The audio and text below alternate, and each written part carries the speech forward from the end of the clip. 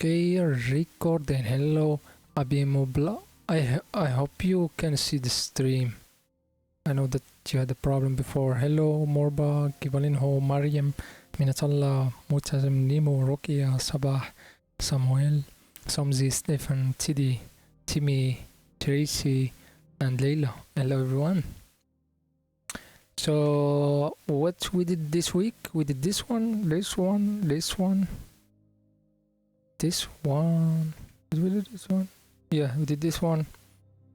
And these 4 left. So today we're gonna do these 2. This one we did it when we were studying, I think DFS or something. But we did it with BFS. So maybe today we're gonna do it with the DFS. And this one we didn't do it yet. So let's start from there and see where this gonna take us. So validate binary search tree. Let's read it. You know what? Let's take us maybe better to Excalibur so we can like zoom or wherever we wanna do. And take these examples.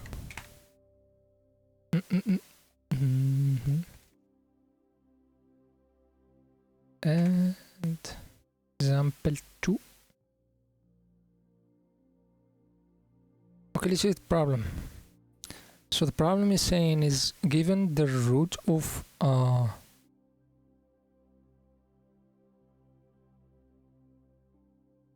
given the root of a binary tree, determine if it is a valid binary search tree, BST.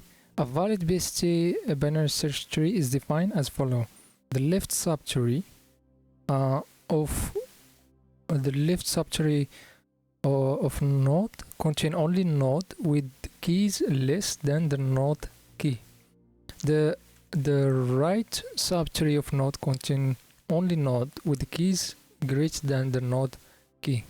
Both the left and the right subtree must also be binary search tree. Who did understand? Who did not understand? Or someone want to like explain what do you want to say to us? Feel free to pick up the mic or like in the chat. What do you think, guys? What do you want to say on this problem? A valid binary tree. Any idea? Someone want to explain the problem? Well, you just need to make sure it follows the binary search tree rules. So left will have to be smaller than the root, and right will have to be bigger than the root. So it depends on make it subtree, and make sure every subtree follows this tree. So DFS. Okay, so to be this is valid binary tree, it have this value should be less than the root or the parent, right? Yes, but the other, but 4 is this not one bigger. smaller than 5. So Okay. the subtree of above 4 is wrong. So it's false. Okay, so this is not valid. Okay, for example, if we see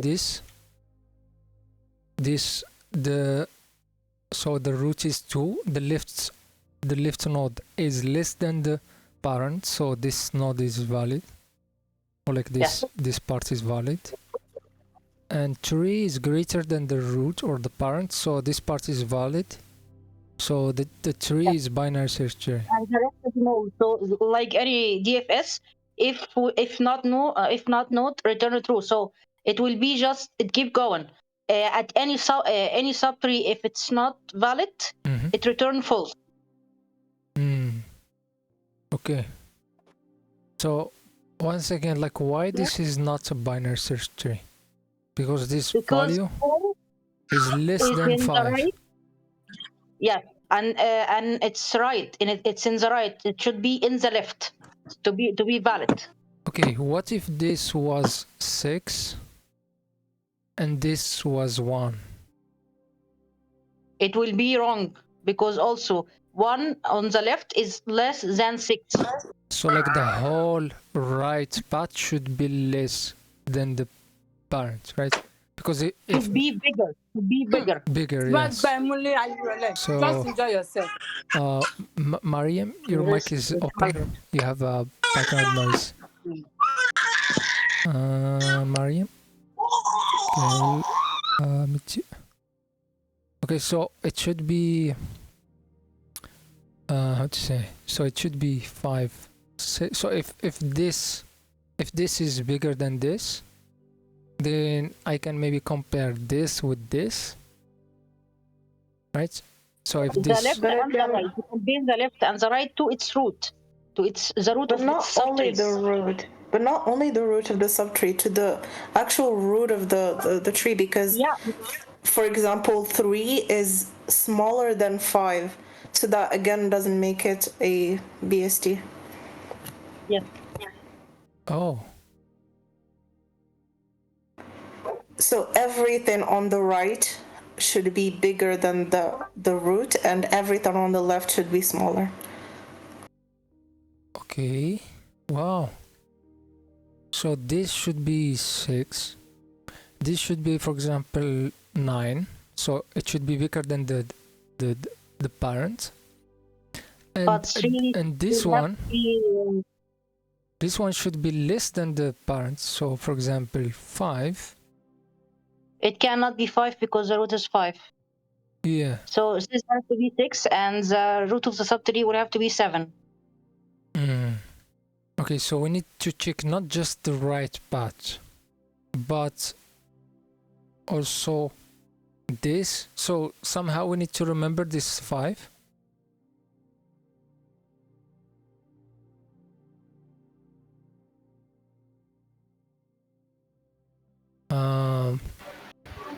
Wait, are you sure from this, Sabah? Like, if this, so like the whole tree should be Yes. less. Okay, so that's Sabah, crazy. How we can do it? Correct. If we use so we need, because let's say we launch a recursion or a DFS function on this, and then we compare. Okay, let me put this. So we did compare. For example, this is the root, so it doesn't matter that much if we compare which with the min and max.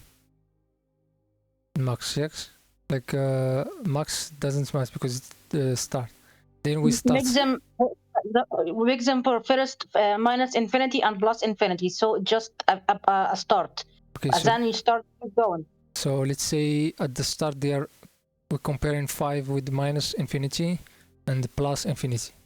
Okay, and then we go to the left side. If this is valid, we go to the left side and we compare this one with let's say we compare it with it should be less than 5, so 1 less than 5, and it doesn't matter if it was like greater than the less infinity or minimum.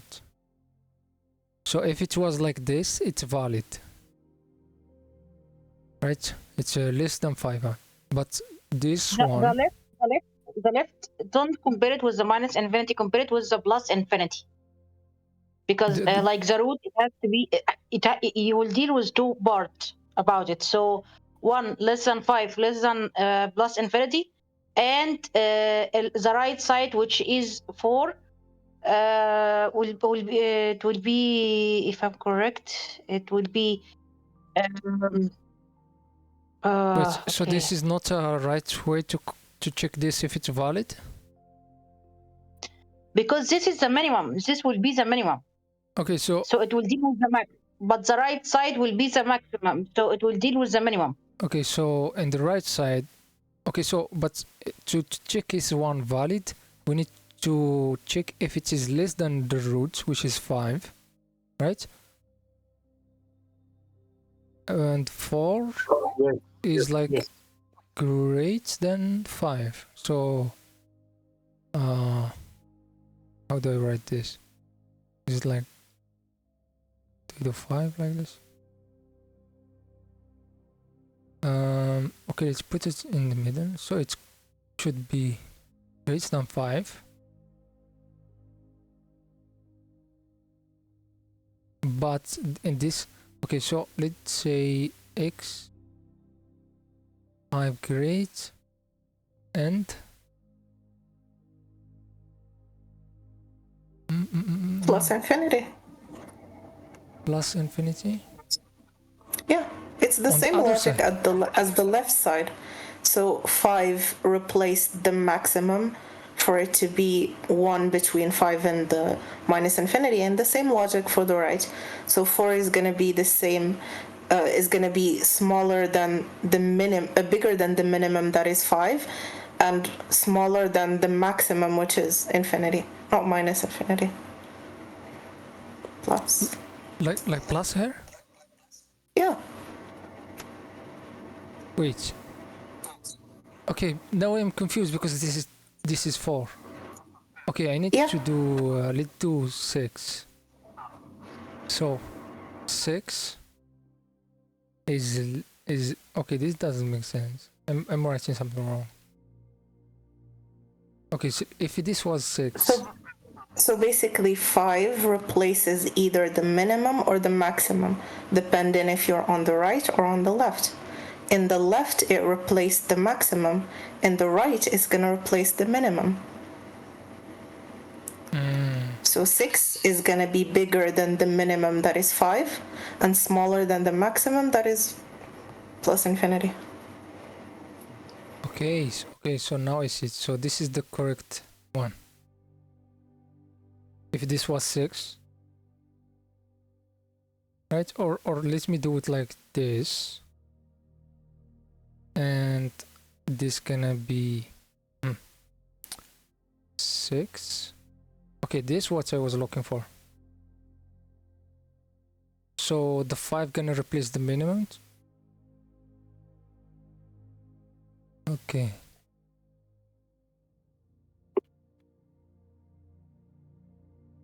So this is the node that's gonna keep changing. This is the minimum, right? Minimum to the max.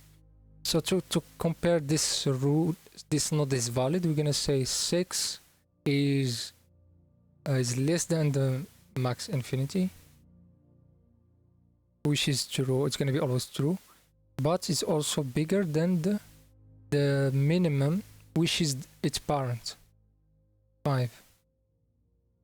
Now if we remove this 6 that we put, we're gonna find 4. Now if it is 4 is, this part is not true, so it's gonna be false.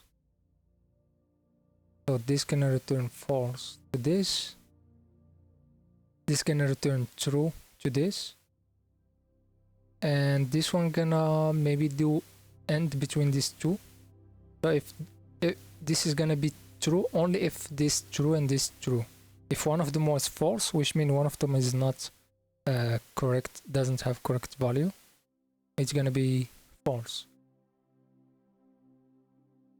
Okay, but that's I still don't see how that's gonna work for this one. For example, if this was 6, it's gonna be true. Then I'm gonna go here and check the formula for this one is gonna be 3 bigger than 6, and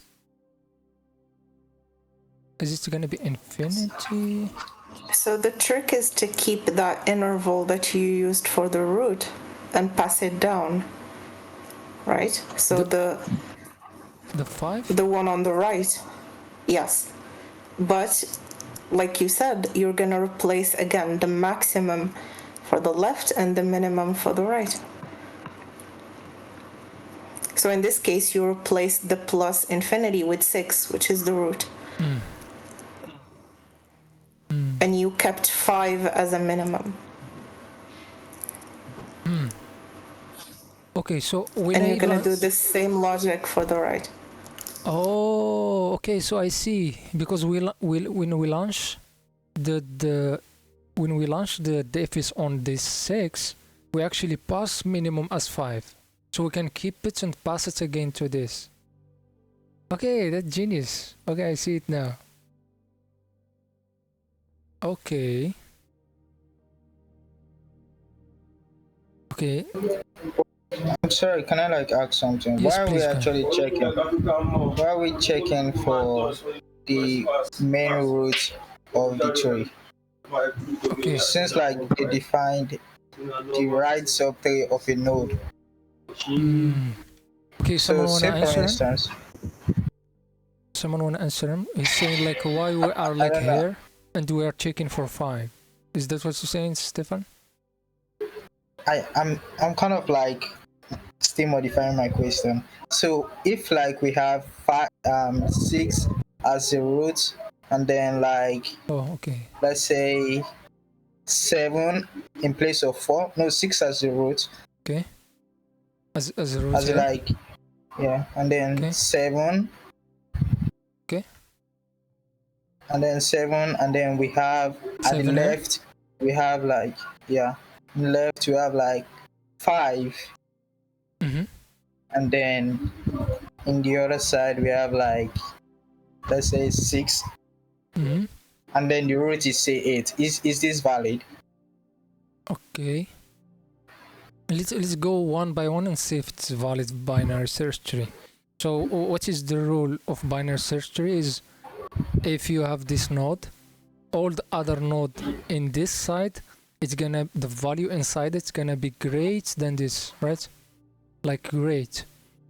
And in the left side, it's gonna be less than the root.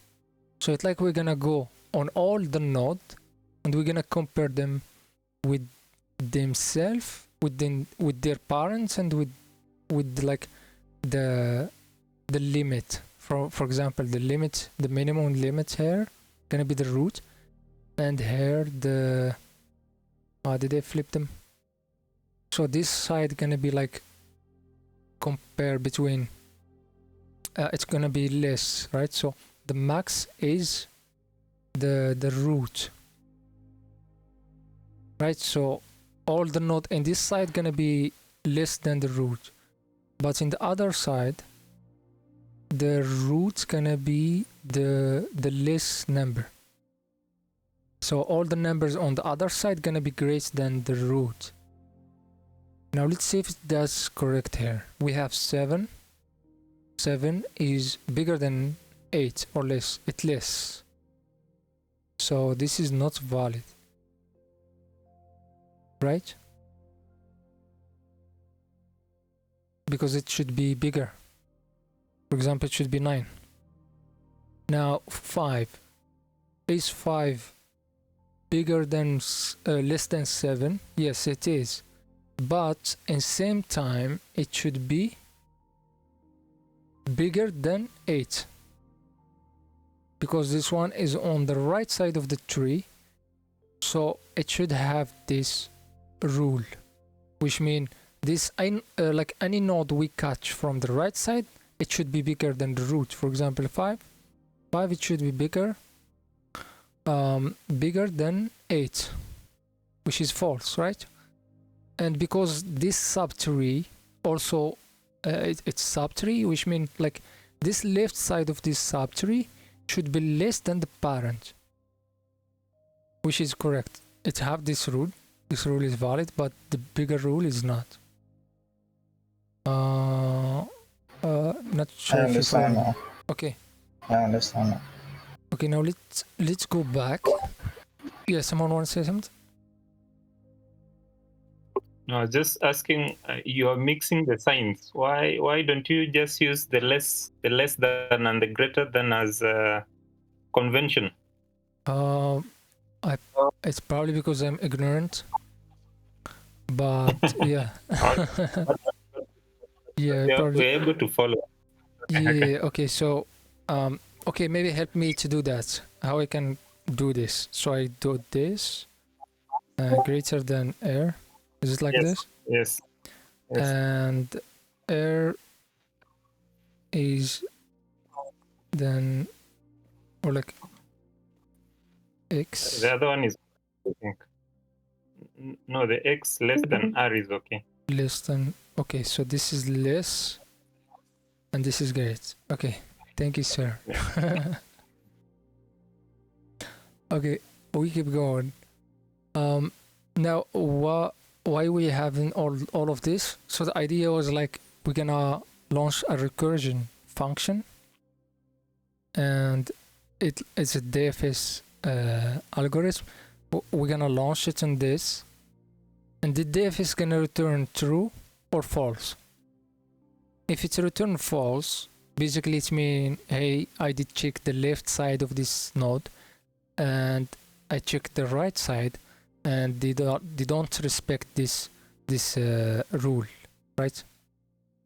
For example, this right here, if I remove this, for example here, this node doesn't respect the rule. The rule is this value should be bigger than 5. Here it is not, so it's gonna return false. If it's returned true, it means that the bot node on the right and itself is valid. It will be clear when we're gonna write code, I believe. But let's do another simulation just to make it like clear. Okay, so simulation gonna be something like this. We're gonna go to the root. We're gonna have minus the root and plus infinity. This is what we're gonna check for the first node. It's gonna be true, right? So if it is not true, it's gonna return false. But because this is the root, it's gonna be always true, right? So when we pass this check on the node itself, it's gonna launch the same recursion function on the left side, on the right side. And then this node right here, it's gonna do the same check, which is so error, or the node here is 1, and it should be, and like the when we launch DFS on the left side, we replace the max limit with the parent value, which is 5, and the left side we keep it the same, infinite. Now if this return true, we're gonna launch DFS on the left, on the right. If it's return false, there's no need to check, right? There's no need to waste time on other branches, because we're gonna just say, hey, stop everything you're doing, this side is not correct. There is no need to keep wasting your time on checking the other node. Just say this binary tree is false. So this is the idea, right? Now let's say this is true, because we can't see if this node have other children or not. So we're just gonna launch another DFS, DFS on the left, on the right, or we can check if it have them, then we launch. And let's say this one doesn't exist, like here, so this can return true. So here is a base case. So the first base case we find that if not node, return true. This gonna return true, this gonna return true, and then this also needs to return after it gets the bot true, it's gonna return something to the parent that was responsible for launching this DFS on its left side. It's gonna do end value between left and the right, and it's gonna return that value. Or we forget one thing, the check itself. We said that if this check was false, it should return false before we launch DFS on the left and right. So this is also a kind of base case, right? If the, let's call it math equation for now, is false, return false. math equation is this one, which we will compare the value with the parent and the limit. Now if it was false, we're gonna return false.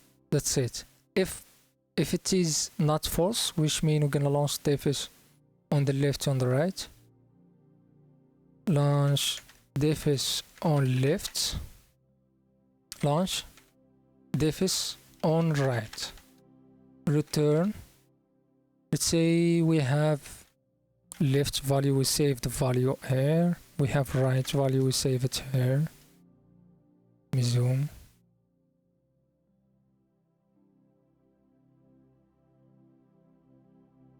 We're gonna return, for example, left and right. The end of them. For example, here, left was true, which means, hey, I did check all the left side and they are all valid, which means their value all is less than the parent. So it's returned true. This right maybe return false, which means like, hey, I did check all the right side, and by the way, there is something missing there. Some value is not correct, so it's false. So I'm gonna do end of this. End is always gonna, so x and y is gonna only be 1 or true if both of them are true. If one of them is false, it's gonna be false. So return is the result between left and right. Now this is our defis. We just need to figure it out, the equation math part, where we're gonna do this. And I think that's it. If not, if the math equation is false, yeah, I believe that's it. Okay, any questions so far? Or any idea?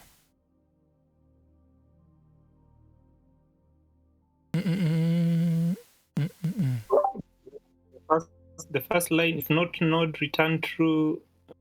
Yeah. It's supposed to mean. It's supposed what? I'm saying if not node, why are we returning true? Okay, so let's say I did launch defis on this, right?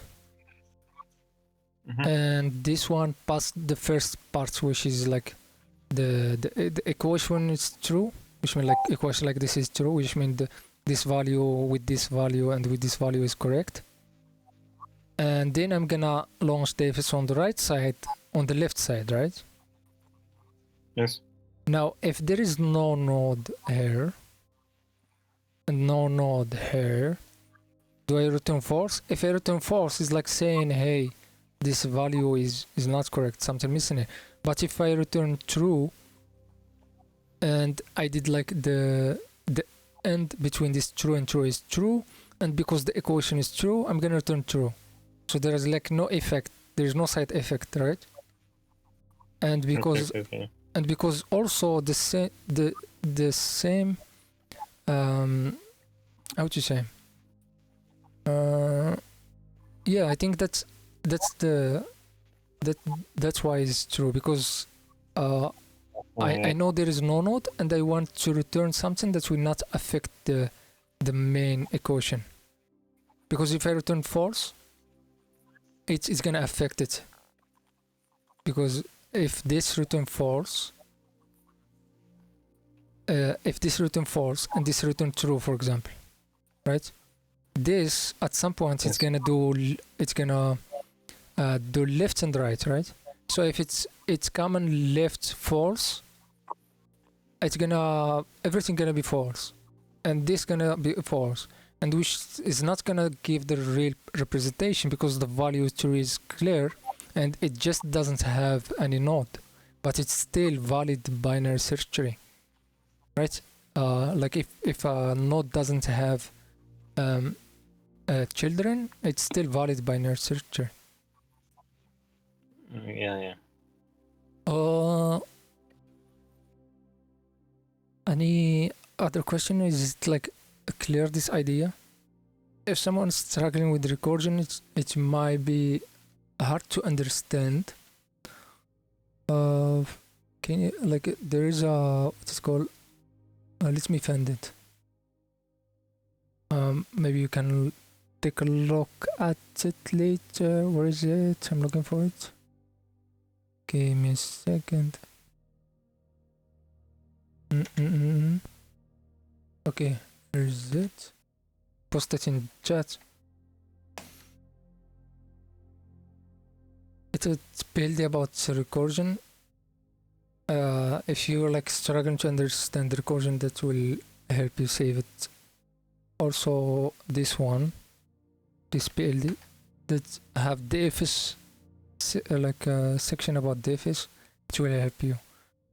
Now let's see how we can convert this to a code and see how we can do it.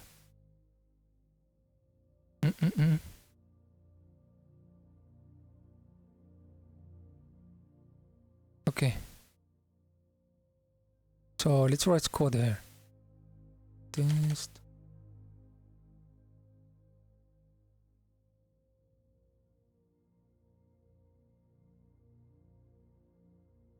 Okay, so first we need to create a DFS function, right? A function that will help us. So let's just call it dev. By the way, what we have here.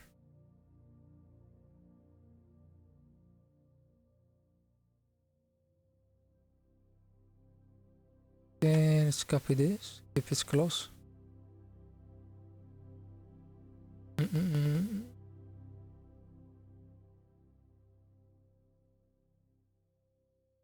Okay, so we have valid bst, it gives us root. So inside it, we're gonna create a DFS function. DFS is just a name. I can call it helper, for example. Now, when I'm passing this helper, I need to pass the node. So I'm gonna give it a node, and we need to give it the min and the max value. Min and the max, right? For example, when I'm gonna launch the helper on the right side of 5, which is 4, I'm gonna give it node 4. I'm gonna give it the main, which it's like saying, hey, this value should be greater than the main. In this case, our main gonna be 5. So main, and the max, right? Because I'm gonna launch the same function on the left side, and the left side, the max matter to me, the main matter in the right side. Because in the left side, I need to make sure that each value here is is less than the parent. So the parent is gonna be like a max. And when I go to the other side, each value here, it should be greater than the 5. So 5 is like the main. So this is the argument for our recursion. Main, max. And inside that, we're gonna do the base case, which is if not node, return true. And we said if the math equation is false, return false. Now, what is the math equation we said, for example, here? So the math equation at the root is gonna be minus infinite, the root value, and plus infinite. Because the roots doesn't matter, is the first value. So it doesn't have any main max, so like infinite value. So it is gonna be always valid. And then when it's this valid, gonna go to the 4. And now 4, it's gonna be 4. And we said here it's gonna be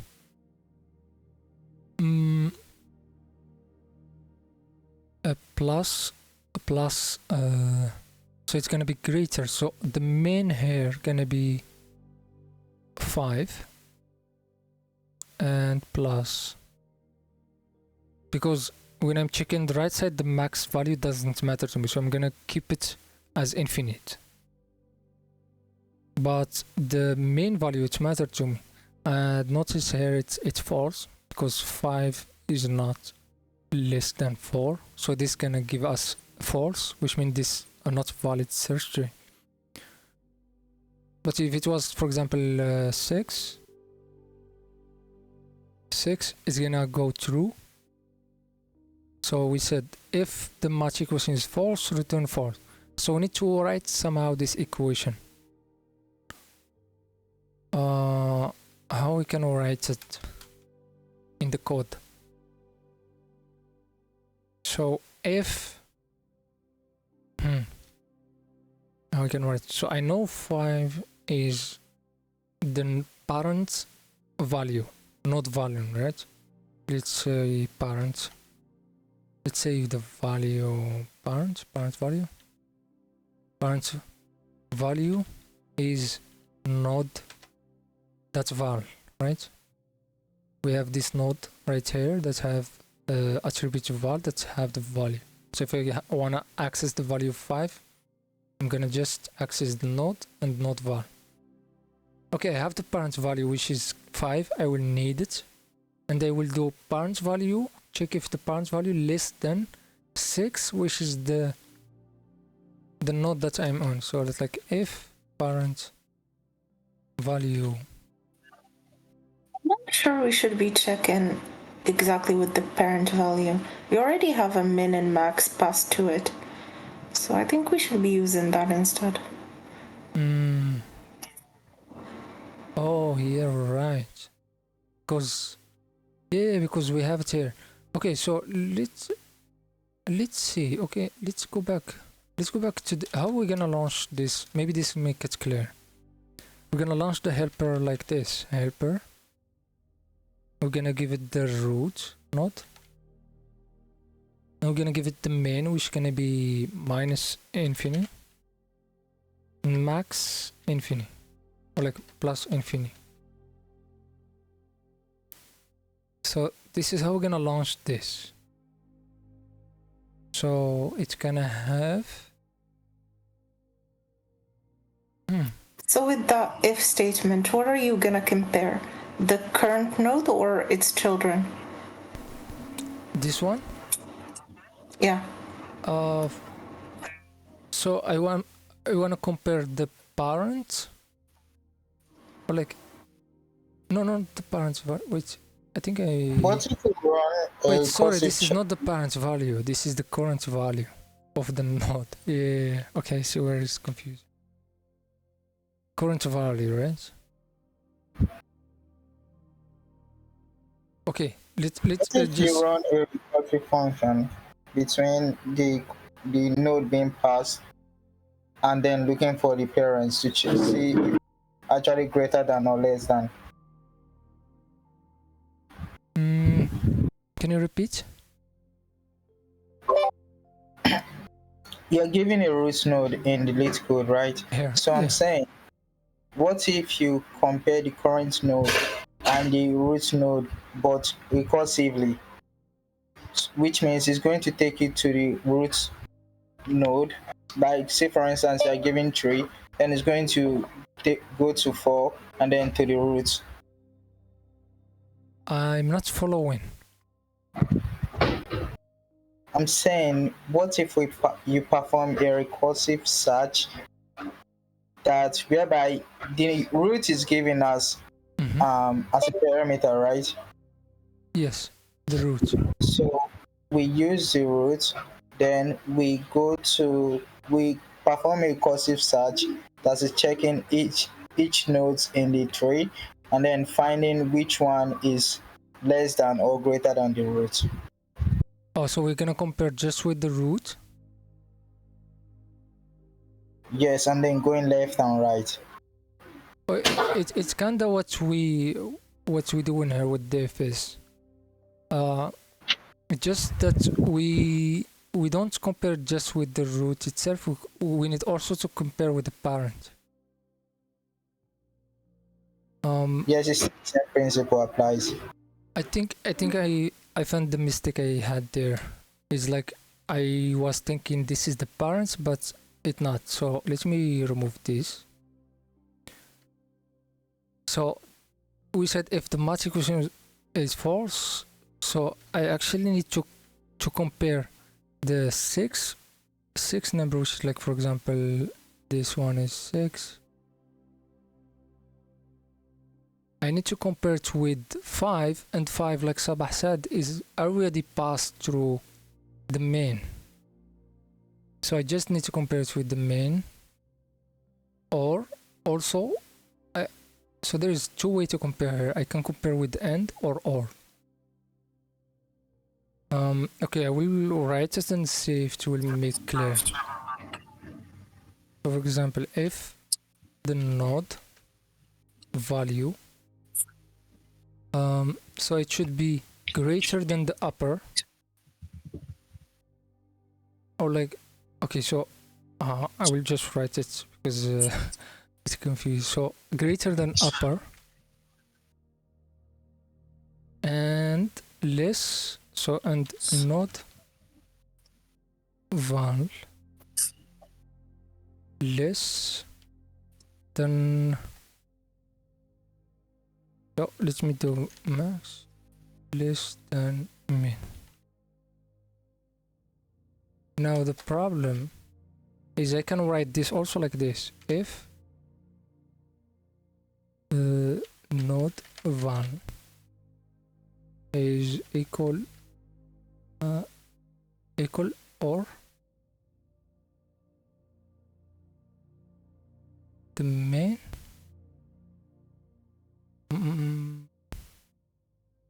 the main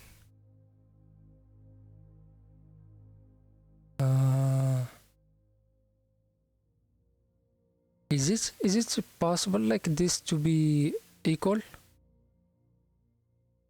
the main? For example, this 6 can be this also be 6. No, all values are unique, I think. So if node value or node val and upper, like max.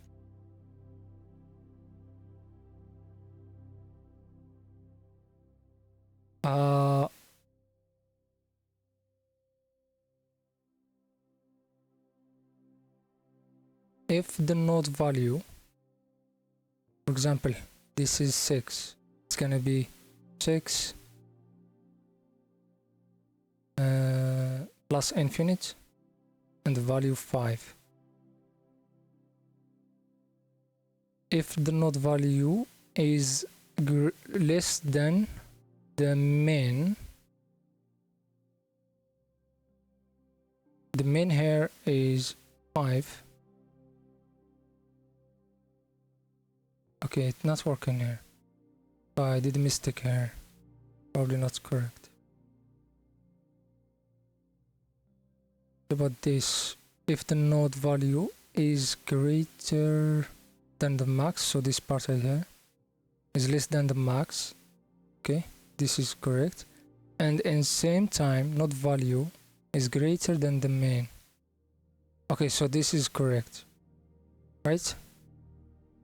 Then the max right here, I'm gonna just pass it from plus infinity. But it should be the reverse, right?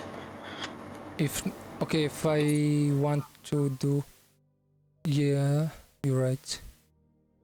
Because if it was like this, the code gonna enter if it is valid. So it's like if we did like this, I need to write then the code inside. Or I can, we said if it is false, return false. So I can do if not, then return false. Okay, there is lots of. The second line that you had was also correct. Really? The or one, yeah.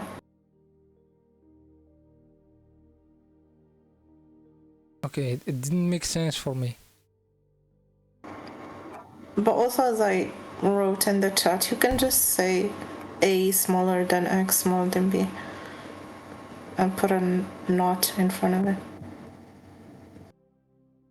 Can you repeat that? I said, as I wrote in the chat, you can just write A smaller than B, than X smaller than B. Yeah, that works. Okay. and not, and I want do return true, I guess. yeah, let me put it max, just because this one is confusing.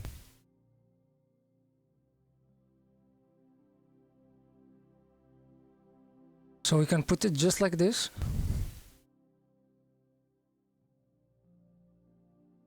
Oh wow, okay. So I guess I can put min here. It will work like this.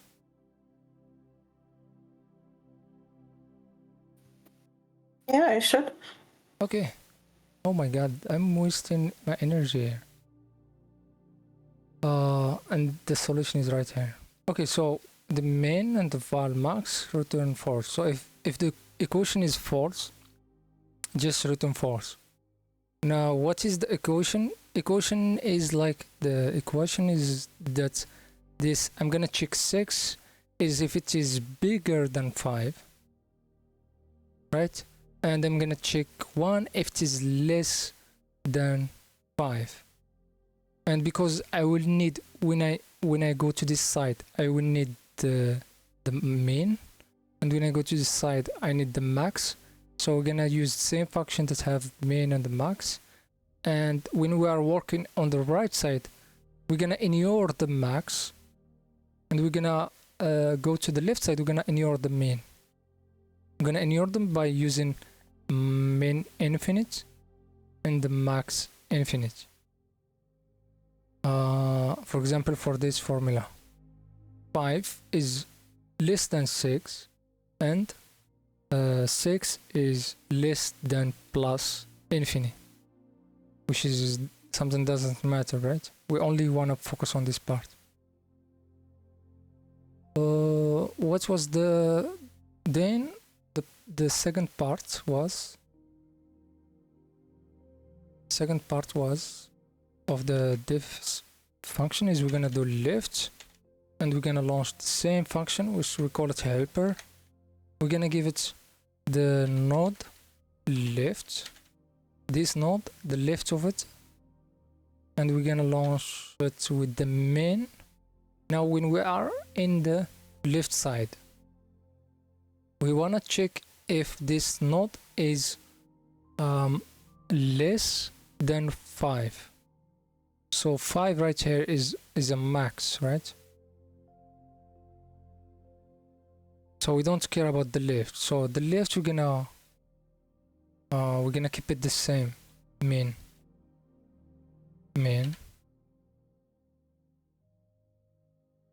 because we don't care about it. So it's gonna be minus infinite.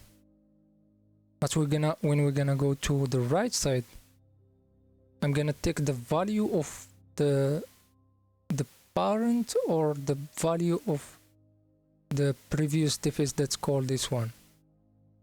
So the parent, I guess, yeah, the parent, which is 5, right? So node value, or we call it here value. So I'm gonna just put value.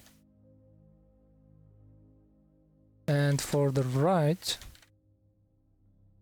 we're gonna also launch another helper on the right side, and we're gonna give it node right, which means I am in 5. I'm gonna do node right, which is, for example, here 6, and here I want to check if 6 is bigger than the 5. If 6 is bigger than 5, so I am here. So 5 gonna be like minimum, so I care about the minimum here. So I'm gonna say minimum is 5, which means like, hey, check all the number on this right side of this subtree, check if they are bigger than 5, which mean val. I'm gonna pass the val, because val is not val, which is 5. And here I'm gonna do max. I'm gonna keep it max, which is plus infinite, because I don't care about max, right?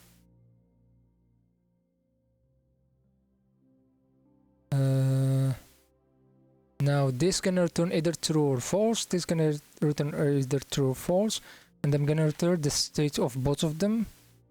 So return left and right. So left and right. So if this was true and this was true, they're gonna be both. It's gonna return true. If one of them was false, it's gonna return false. And if one of them was false, which means some node here have wrong value.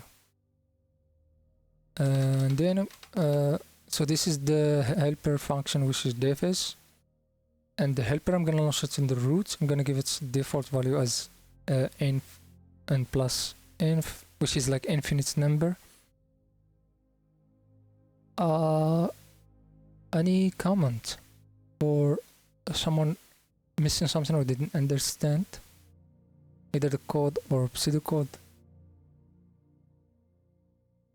If not, let's see if this gonna work.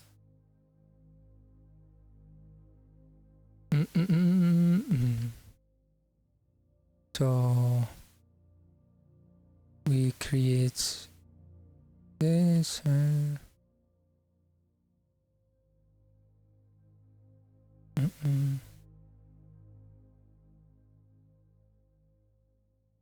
okay, so def helper,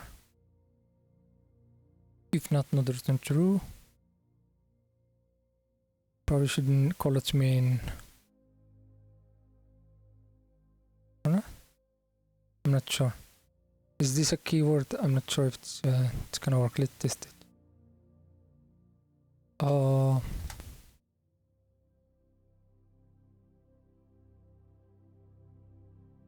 Okay, so this is the helper. Call it from inside. I don't know. It look clear.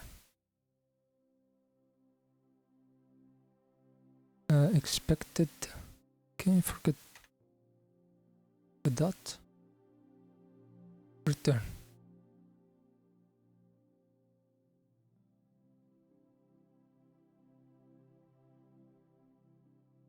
We have one case wrong. Output should give us false. Expected true. Wait. Let's have 213. 213, I think is this one. 213 is give false. Oh, there is nothing such as this. I think this is float. Float minus inf. Float plus. I think this is, yeah. So this is minus infinite in Python.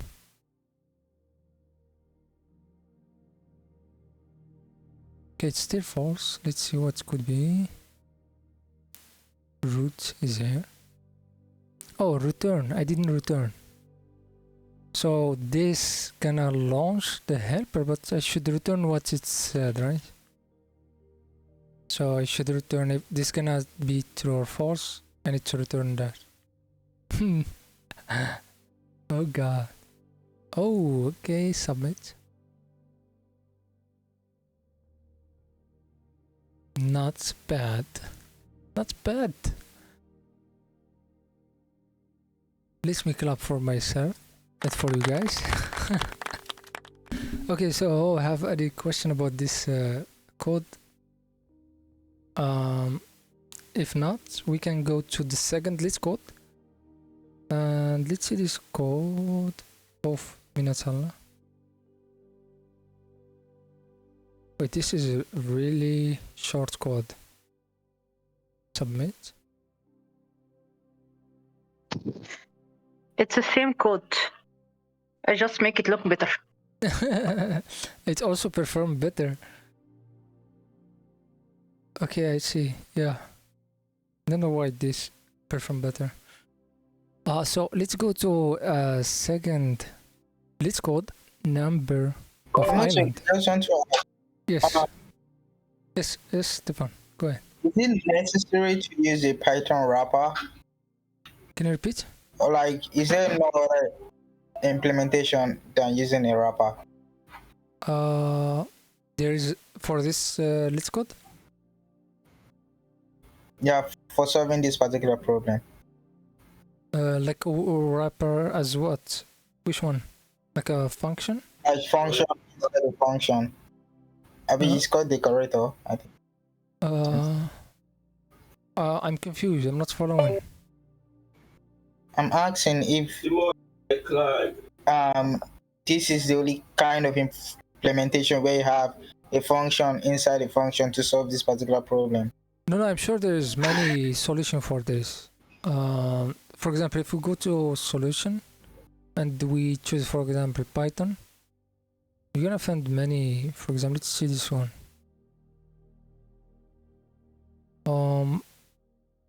So this is not even recursion. This is iterative. This is recursion. You can put this function outside. It just when you're gonna need this, I think you need to do self. It's more easy to put it inside. Like you don't need to do like self dot bst, for example, to call something from outside. Okay, so the second LeetCode, we did it before. We did it with the BST solution. Let's try this time do it with the recursion or DFS solution. Let me copy this problem and we try to understand it and see how we can solve it with the DFS.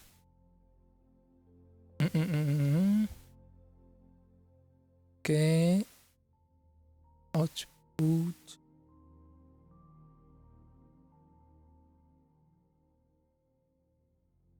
Please, if you have any question or you want to say something, don't be shy. Like just open mic, talk. This is your space and we all here learning. And let's hope we solve this. Okay, so what is this problem trying to say? What they are trying to say is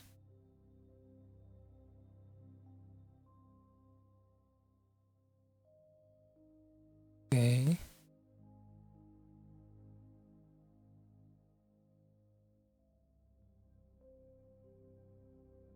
Okay, maybe I should do this to make it easy.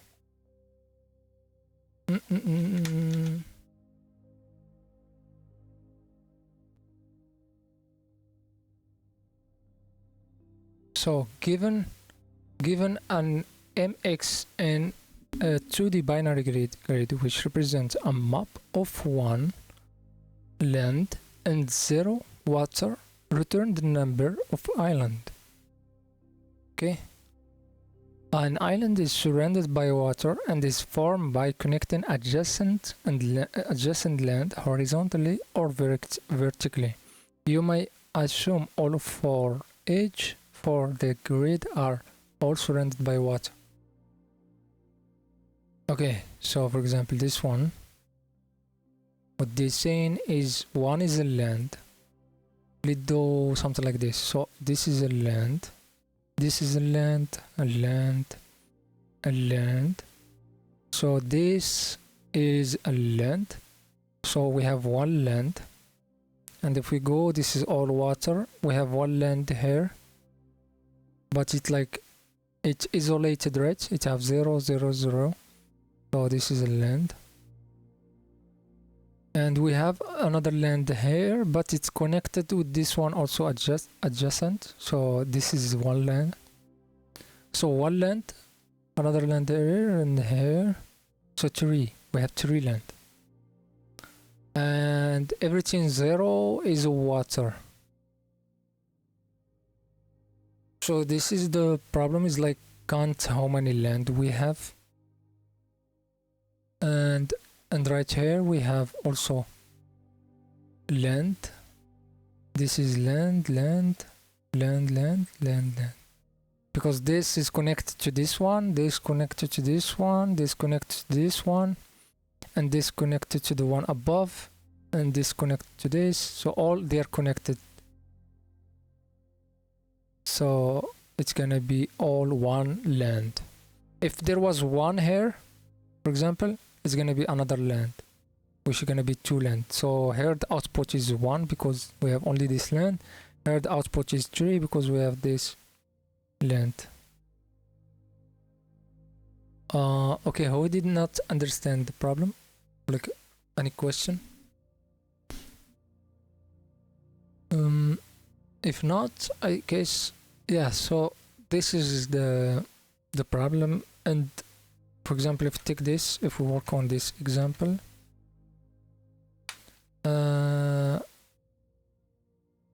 we need a way to count all the ones that are grouped together and keep going through each part of this array, and we increasing the count when they are not together. For example, I'm gonna count this one, I'm do +1, right? I will keep going. I found this one, I do +1, it's gonna become 2. I keep going, I found this one, I'm gonna do +1, it's gonna be 3.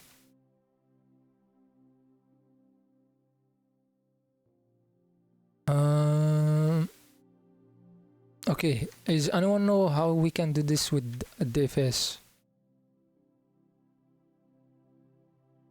I can experience, but someone or like brainstorm or like put idea at. Go ahead.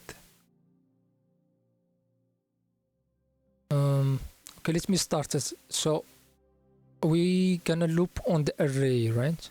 So we're gonna loop on this. We're gonna check if it is 1. If it is 1, that means it is a length. So the idea is like I'm gonna spread like a virus from this part.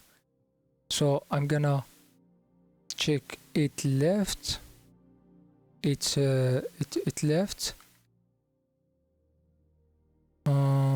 left, it's up.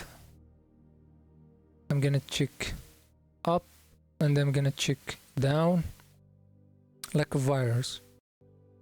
And what I'm gonna do, let me put it like this. So what I'm gonna do is, if I found 1, I'm gonna increase the counter to 1, right? So first, this is the loop that's gonna loop on each element.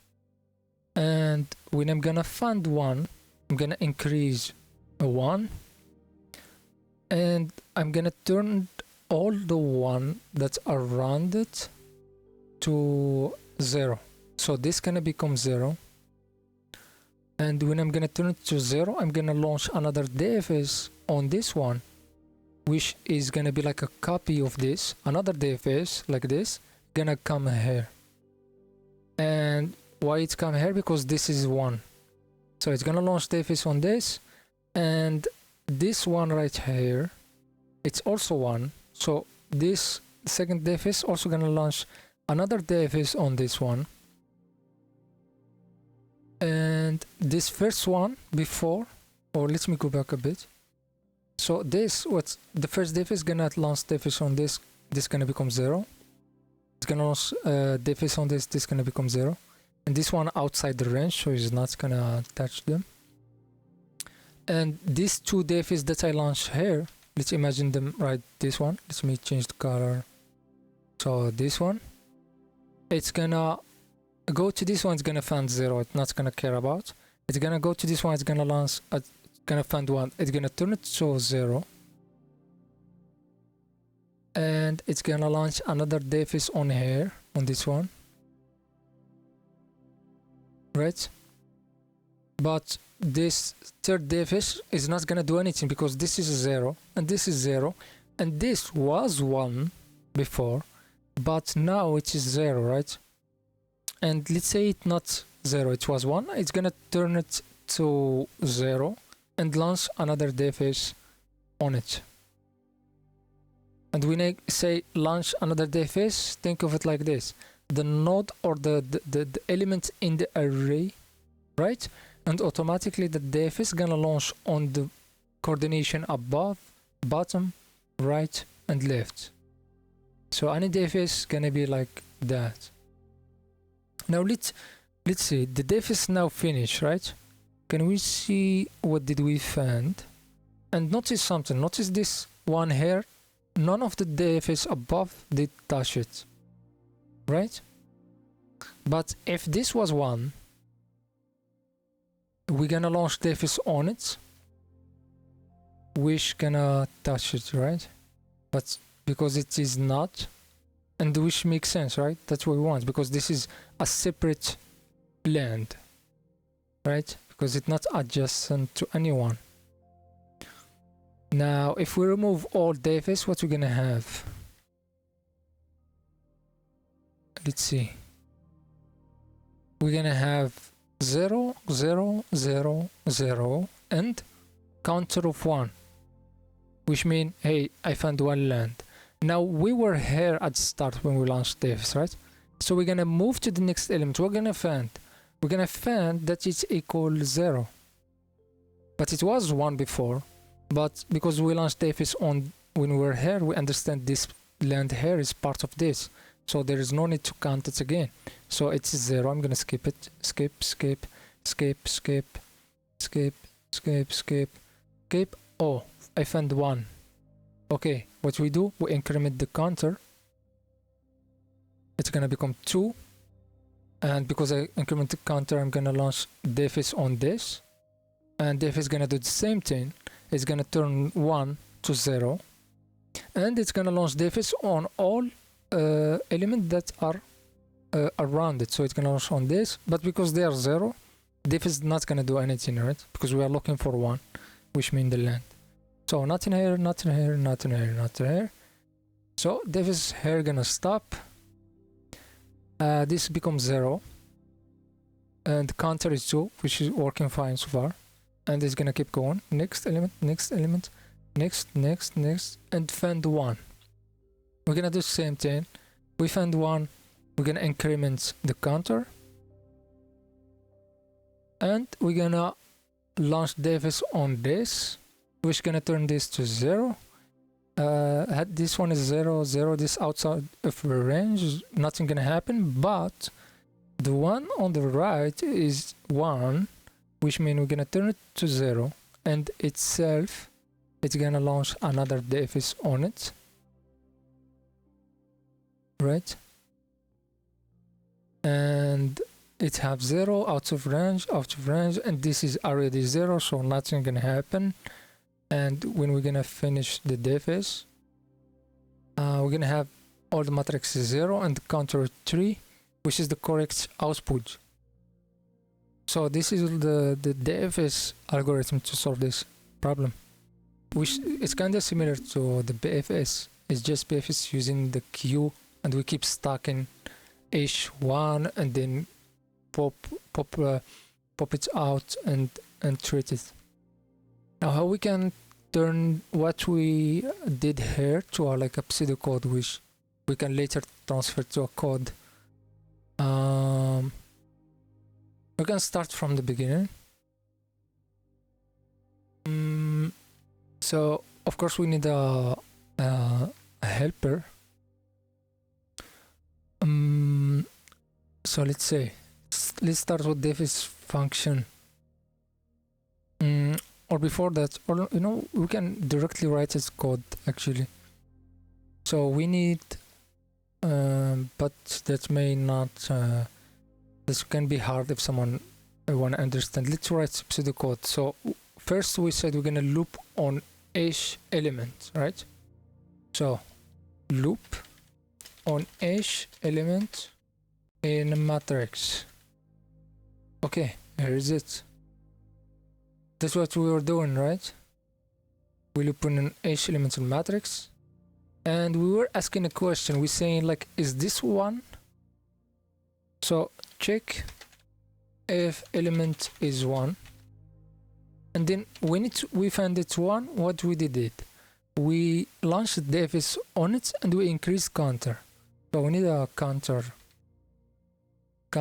let's say 0, and launch, or like increase count. Let's just do counter +1. and launch dfs on element. Now dfs gonna turn everything to 0 and gonna return, and then I'm gonna loop again. So I think I don't need any of this in here. Just at the end I'm gonna return the counter. Return counter.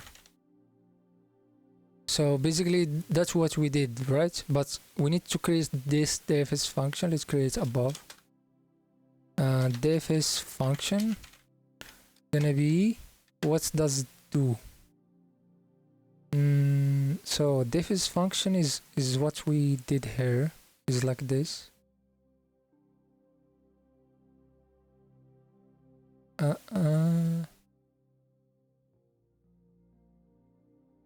So it is the function that we were like using to change to element to 0 and check other elements.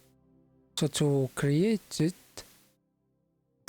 what do we need? When we launched dfs, for example, on this one, what we did say? We say let's check if it is 1, right? So check if it is, but we need to like create a base. What is the base? When this dfs need to stop. It stopped when the value was 0. So we can do like if the value is 0, if element is 0, return. Right? Because when I launched dfs on this, it also launched dfs on this. And if this was 0, it should just return. Don't do anything.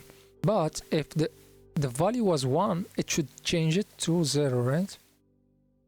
So change element to 0. So let's say this was 1. Can you repeat? In the second line where we are checking if element is 0, return.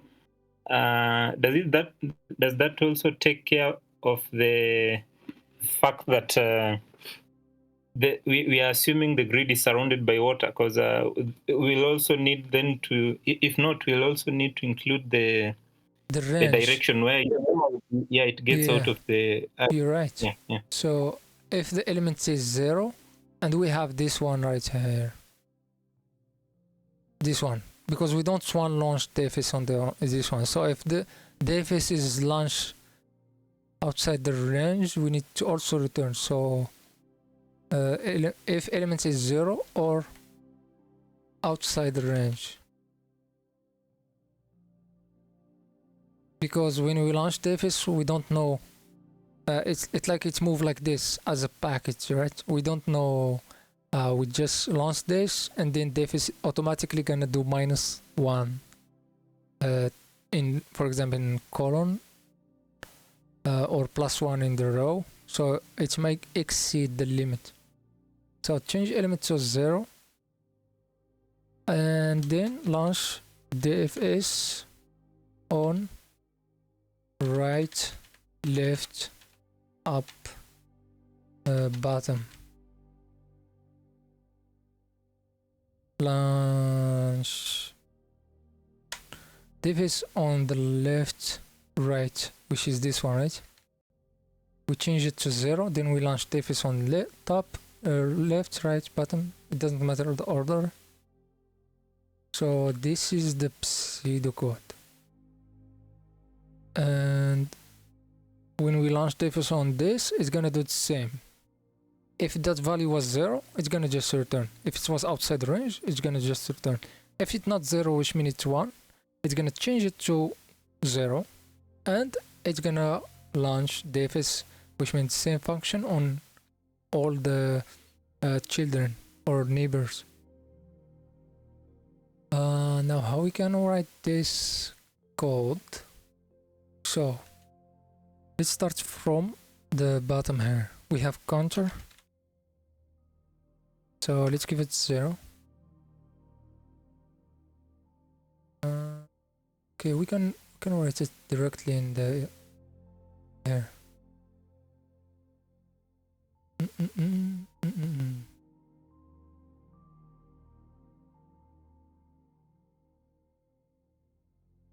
Okay, so we don't need this code. This was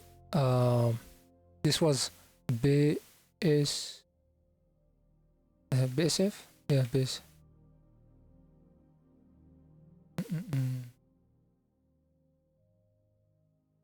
Okay, so we need counter, so counter 0.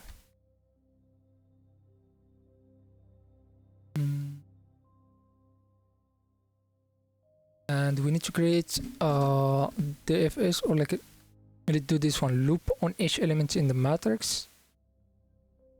So we need total, like columns. What's it? Total column of the matrix, which is what? The length of the grid. So this is the grid, the length of it, which means this array, this array, this array, this array. And give us, okay, that's the column, that's the row. Total row is gonna give us how many row we have. And let's call it just rows. And columns gonna be, we can just access one of these rows and check the length of it, right? So length of grid, for example, 0.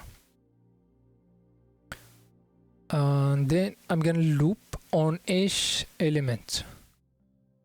So we're gonna loop first on each row, and then another nested loop to loop on each element inside the row. So for, let's call it row in. We know how much range we have, so range row. So if the row is number like here 4, this gonna loop 4 times from 0 to 3, which is the index 0. And this for call in range of the columns. So this gonna generate 1, 2, 3, 4, 5, 6. So it's gonna generate number from 0 to 5. So we have index from 0 to 5. What we said now, like this, we have coordinate for row and column, so we can use them to access each element, right? Now other thing is check if element is 1. So we have the grid, right, the matrix, and now we have coordination for row and column. So row column, check if it's equal 1. It is a string, right? So check 1. If it is 1, we're gonna do counter plus 1. So counter plus 1, we're gonna increment the counter, and then I'm gonna launch a DFS, which gonna turn all the one that's connect together to 0. So when we're gonna loop on the next element, it's gonna be 0.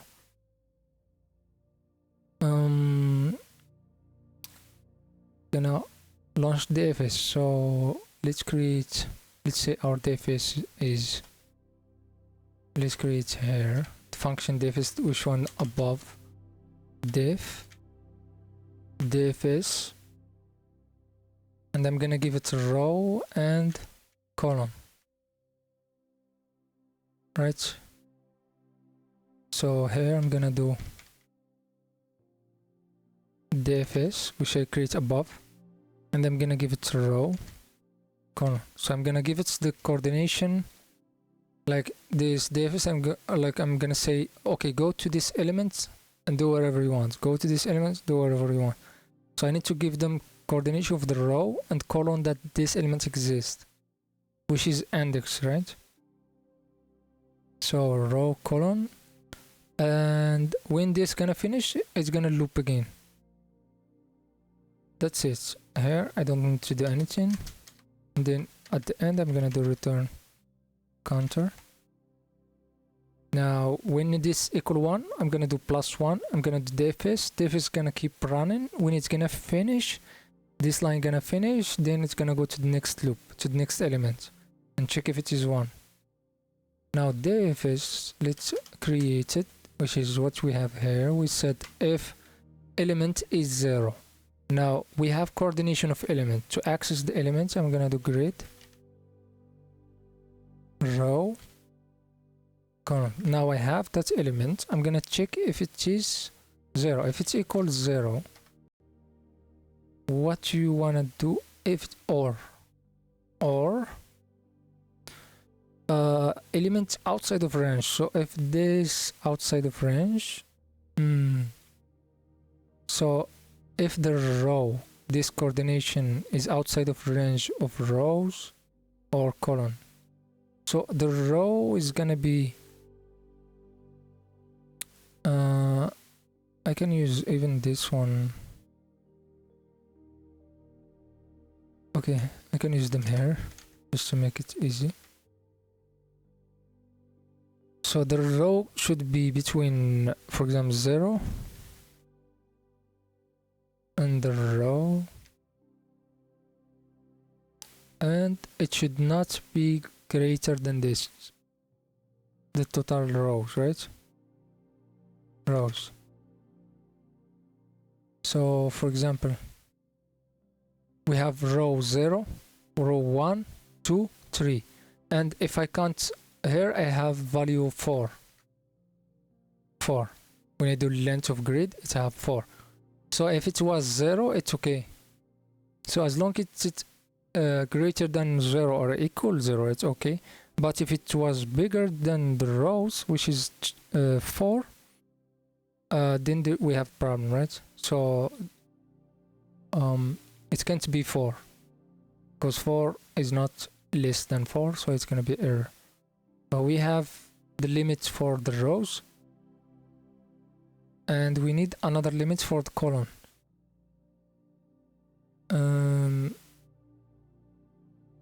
Wait, is it or? I think it's and. Okay, so what we wanna do here? If it is equal 0, if it is equal 0, return. So yeah. It's either of them could be satisfied. So I need to do if not here, because if it was between this, I don't want to return. I think I can write it in flip version. So I can do if this is 1 and they're not here, and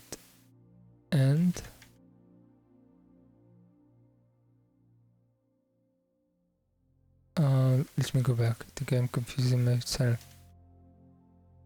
Okay, I'm saying if it is 0, return. Okay, you know what? Let's write it here. Okay, it's not 0, so it's not gonna return. And then I'm gonna say if the row is between this, it's valid, so it's not need to return. But I need to write it in a way it will return. So not, right? If not this, return.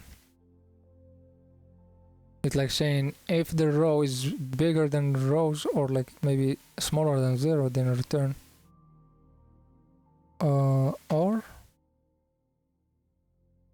maybe I can do not or not. Again, I'm gonna do the same for columns. So 0,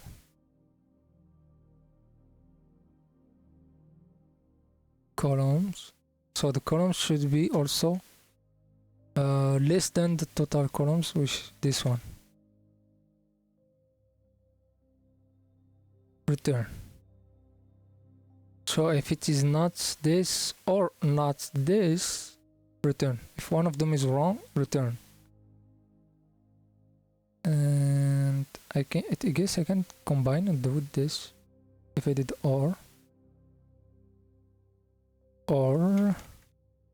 right?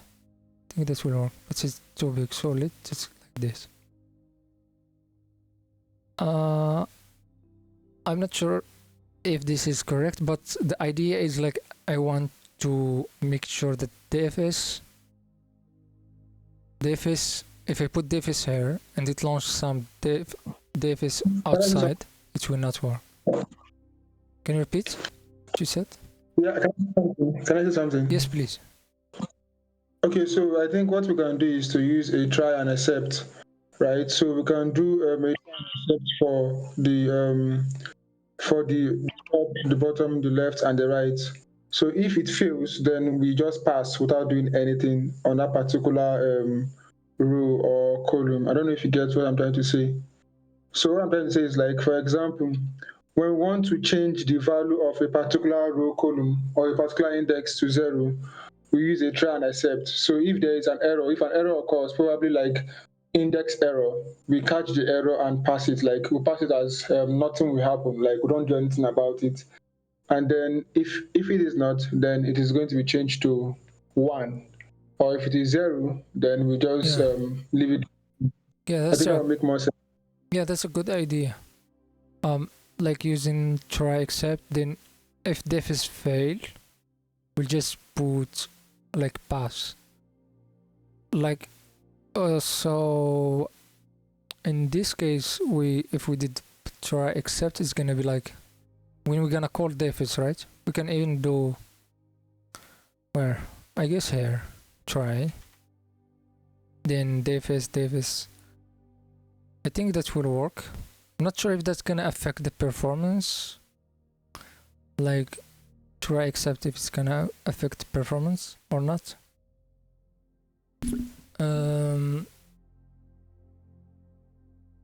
So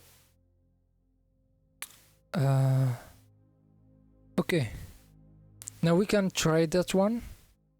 If we want to do it, where we're gonna write it, or maybe let's write it DFS first, because I'm still not clear how we're gonna do the direction thing. But if we did like here, let's say this is correct, we can check it. We're gonna launch DFS here, right? So we said launch DFS on right, left, up, bottom. So we're gonna give it row, column, and another DFS, another DFS, another DFS. But we need to increase the row and column, right? So if the row, so this is gonna be -1, and this one up, the one up, it's gonna be plus. Oh, this one left is gonna be -1, column -1, right? The one up is gonna be row +1, or -1, -1. And the bottom is gonna be row +1, right? I'm going down. And the right side is gonna be column +1. Now this one, if we did try accept, I think here, try accept, and then pass, I think it will work. Okay, we can test it when we are like testing the code.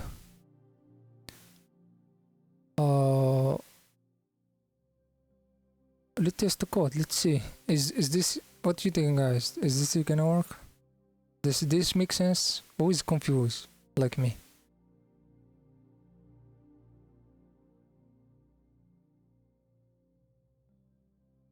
Who is confused? Can I please scroll up? I want to see something. I think there's an error downside. Yeah, this place number line 21. I think there's supposed to be an if there. Oh yes, if. Okay, and I can't see where we changed any value to 0. I think we're supposed to change some of the value.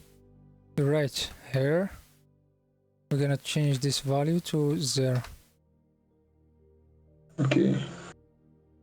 String.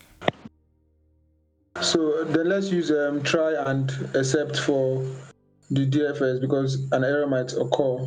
So we have to do. But the error might occur if this one is not correct, right? If it was correct, it will not occur the error. Okay. Okay, it can work then. Yeah, but I'm not sure if this is correct. It's just that I don't want to think so much. But if it works, it works. If it doesn't work, then we can see why it not work. Let's see. Run. But I think there is some error here. I'm not sure. We say colon, row. For both the column.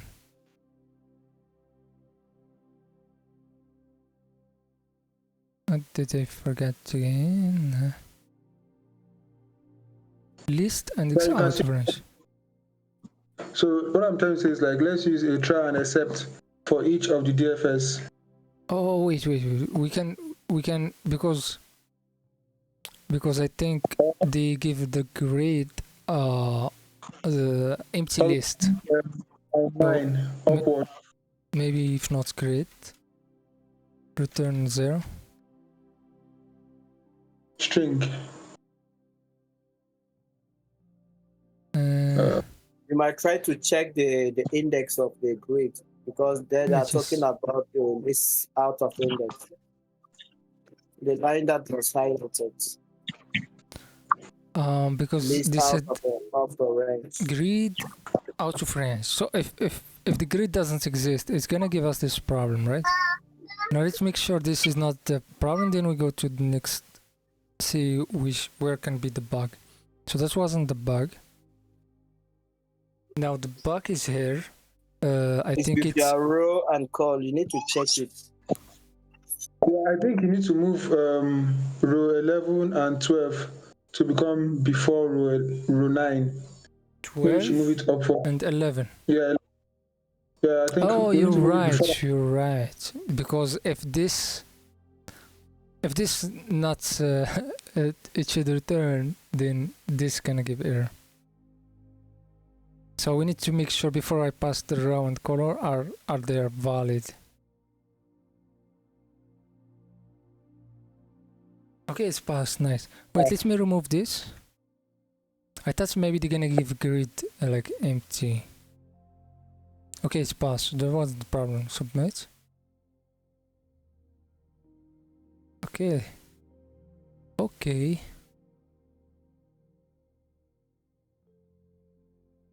Okay, so I submit twice, then it's go to 80. Now, if you wanna do with the try except, how we can do that? Because I didn't. Do we do it here? I think what we have done is okay already, because we already solved it in line 6 and 7. Okay, if we remove this, for example, right? Yeah, then we oh, let me clap too. Clap for you guys.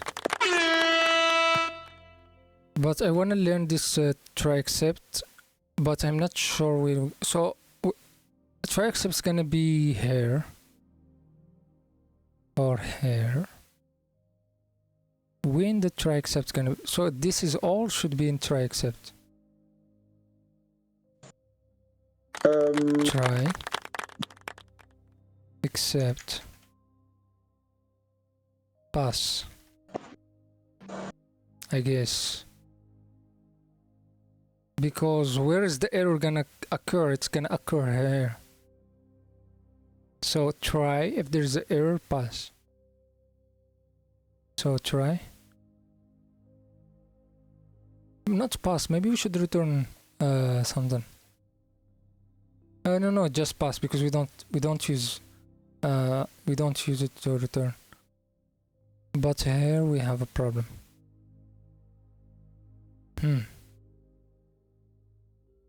Okay, maybe I should do here pass.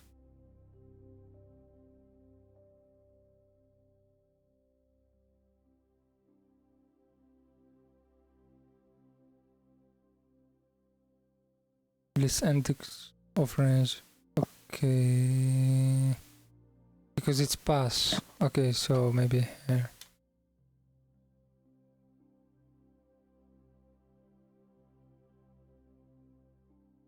I don't know. I'm confused. What is it?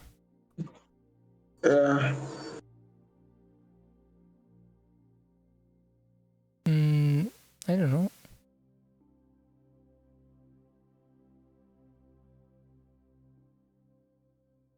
I'm just lazy to think. But yeah, okay, let me take a deep breath. Let's think about it. Ooh. Okay, so I actually think the previous is much better. yes, Because if you want to implement, but try except it also should work, right? yeah, Okay. let me just. So what I think we can do for this, if you want to actually use try and accept, we have to for each of the calls. Yeah, each of the calls to DFS we have to use them. Yeah, but That like is each DFS is actually gonna go here because the error is coming from here. Okay. Oh, we should not do pass. We should do return because we want it to return, right? Yeah, that's an idea. I think that's the problem.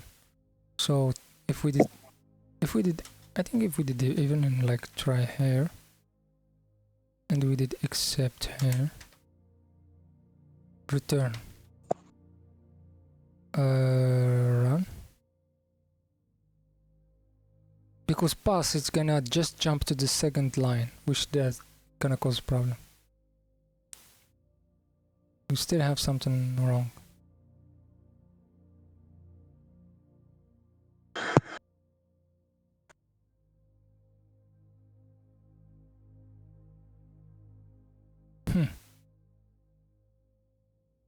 Let's get some help from ChatGPT.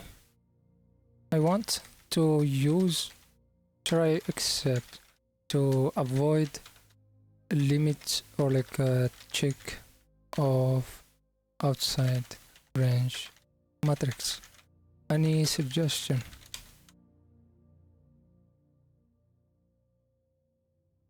He was like, no, just do it all the way. Using try access block for handling index out of range error isn't the most Pythonic way to handle this scenario. Instead, you can check. What if I want to do it with try except anyway? If you insist using try catcher. Okay, so he did something here. Can't do the same what we did.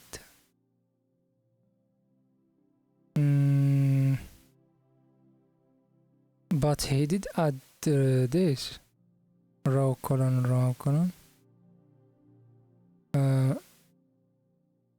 Why you add this? Isn't that will catch by try?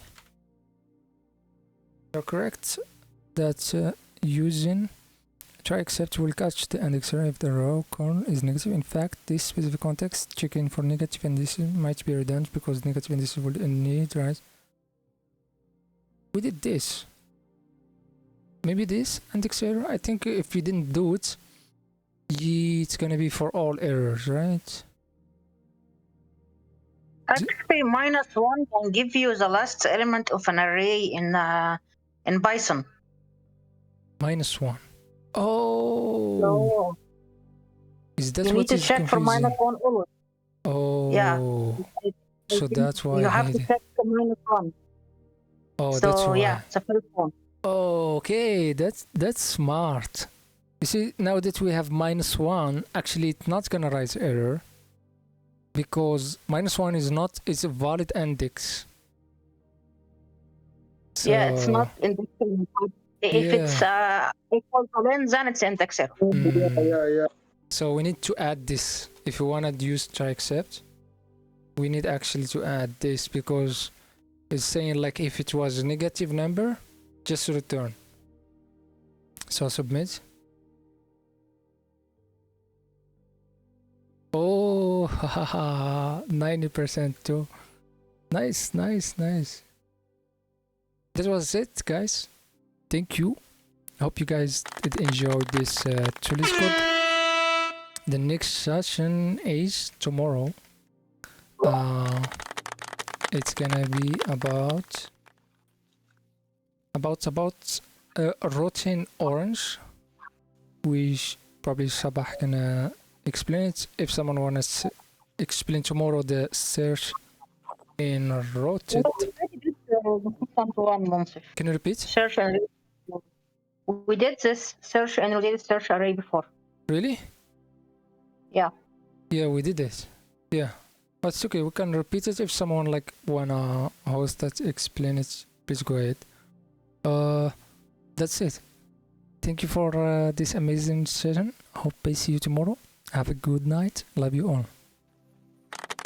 Thank you. Have a good night.